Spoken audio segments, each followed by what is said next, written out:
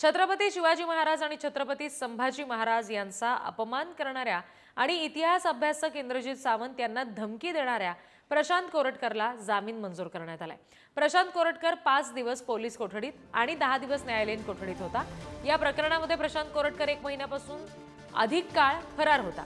कोल्हापूर पोलिसांनी त्याला तेलंगणामधून अटक केली। 14 दिवसांची न्यायालयीन कोठडी सुनावलेली होती। आता त्याला जामीन मंजूर करण्यात आलाय। आज ऑर्डर केलेली आहे कश्यप साहेबांनी, तर त्याच्यामध्ये काही टर्म्स आणि कंडिशन घालून तो आमचा अर्ज अलाउड केलेला आहे। त्याच्यामध्ये प्रामुख्याने जर पाहिलं तर 50,000चा जो काय जामीन मुचकला आहे तो जामीन देण्यासाठी त्यांनी ऑर्डर केलेली आहे।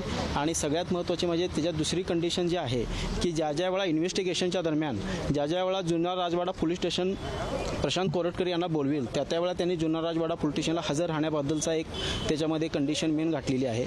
तसेच कुठल्याही विटनेसला टॅम्पर करायचं नाही किंवा थ्रीट करायचं नाही किंवा फिर्यादी आहेत त्यांना देखील कुठल्याही पद्धतीचा त्रास द्यायचा नाही, अशा पद्धतीचे एक कंडिशन त्यामध्ये घालून आम्हाला हा जामीन दिलेला आहे।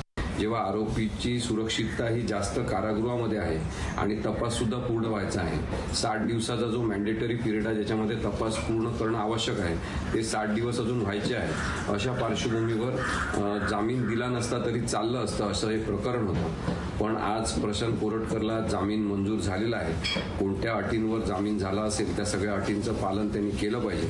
त्यांनी एका जरी अटींचं पालन केलं नाही तरी त्याचा जामीन रद्द करण्याची प्रक्रिया सुरू करता येऊ शकते। ज्या अटी शर्ती न्यायालयानं घातलेल्या आहेत त्या अटी शर्तीचं पालन कसं होईल यावर सुद्धा आमचं लक्ष असणार आहे। आणि पुढे जाऊन माझ्या काही अजून प्रश्नांची उत्तरं मिळालेली नाहीत।